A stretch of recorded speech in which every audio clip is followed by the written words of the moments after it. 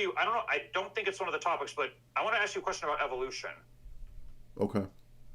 So, I always believed that, like, I never saw, I want to actually have my views challenged a little bit. So I've never seen any conflict between, religion and science and, like, believing in evolution and believing in, like, Christianity. And I've always sort of associated these, like, young earth creation types, like these Protestants, a lot of them were like evangelicals online, like as being kind of like anti-intellectual. But I've listened to some of your stuff on it, and it's kind of like gotten me to reassess what I believe. I still do believe in like theistic evolution, but I do want to have like, my views challenged a bit. Well, you could challenge it from a dogmatic conciliar standpoint. You could challenge it from a divine revelation scripture standpoint. You could challenge it from a philosophical critique. So I'll give you some basics, I would say, for all three of those. First, for conciliar dogma, the Sixth Ecumenical Council teaches, based on the ancient canons, you can't say that death entered prior to the fall. And in fact, there's a canon that condemns anyone that would say that death was prior to the fall. So to me, when you read Romans 8, right, well, this is the divine revelation side of it, Romans 8 is very clear that all death, whether physical or spiritual, enters as a result of Adam's sin. But every model I've ever heard of that believes in, the evolutionary theory or thesis or theistic evolution has to admit, aeons of physical, natural death before you get Adam and Eve. So it contradicts not just the Sixth Council, it contradicts Romans 8 in my view. And then philosophically, I would say, again, I'm not a biologist and I'm not studied in, genetics or any of that kind of stuff. But philosophically, to me, I've not seen any convincing argument or reason to believe that a species, given enough time, mutates into another species. That is conjecture, and I've not seen any argument as to why I'm supposed to believe that from any atheist, Darwinist person. And by the way, I did have many college classes taught by rabid Darwinists, including astronomy, philosophy of science, other empiricist philosophy class proponents who were pretty rabid, evolutionary theorists.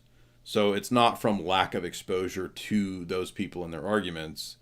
Perhaps you have some striking, amazing philosophical argumentation that I haven't heard. But the best article I've ever read is Titus Bruckhart's essay critiquing evolution from a philosophical standpoint. And that for me was I was kind of open to it for a long time. I didn't have a set view. And then I read a bunch of creationist books. I read, Genesis, Creation, Early Man by Father Stephen Rose. And I read a bunch of intelligent design books and a bunch of creationist books. And then I read critiques of Darwinism. There's one guy named Cornelius Hunter. He wrote a really good critique of Darwinism. But the best of all was Titus Bruckhart's essay in the Sword of Gnosis book, which you can get on archive.org, by the way. And I've never heard anybody give me a better argument. There's also other ones like Wolfgang Smith's book, Cosmos and Transcendence, is a pretty good... He's a Catholic professor. He has a pretty good critique of Darwinian theory. I'll definitely look into that. But I do have a question. What are your thoughts on, like, dinosaurs and all these other creatures that, existed supposedly before humans? Well, I mean, that they existed before humans depends on your paradigm and interpretation of the so-called data. I'm a skeptic on most science claims, which does not mean that I immediately default to conspiracy, but I also, I believe that a lot of mainline science is based on conjecture, and what people call science, I don't even believe is science. Like, what they call the life sciences is like Richard Dawkins speculating about what happened 11 million years ago. That I don't buy that that's even science. So you mean like, I would say that like Steve Jobs in the engineering department, creating iPhones, that's way more science than Richard Dawkins speculating about 11 million years ago. So you would say like the whole, Cambrian period and Carboniferous period, that's all speculation, Permian period, etc. Absolutely. Do you think, creatures like dinosaurs and trilobites and all these other creatures existed with humans, say, before the flood? I'm a skeptic. I can tell you that Tiktaalik is fake as fuck. Oh yeah, the thing that supposedly what makes I could just look at him and just look at it, dude. It looks like it doesn't even make sense just looking at it. And when you read into what it's supposed to be as one of these supposed transition entities, what they do is they just find, like, in a riverbed, like a fish mouth, a fish scale, and then other skeletal remains of some other creature that happen to be in the same vicinity, and they say, oh, look, this is a fish with reptile legs, we got it. It's just interesting, made up. What are your thoughts on dinosaurs specifically? I don't have any set opinion. If they did exist, then perhaps that's what the book of Job is talking about, around Job 38-ish. Or like O'Brien says to Winston, they're completely made up. I mean, I guess it is possible these creatures could have existed before the flood, if you're taking that view, I guess. Possibly, I don't know. I'm just a skeptic on this stuff. Like, I don't know. Like, okay. Well, I don't know, and I don't know how I'm supposed to be, not talking about you in particular, but just in general, like, I don't know how I'm supposed to be convinced about any of those claims, because to me, they're all kind of in the same domain of, like, sci-fi theory.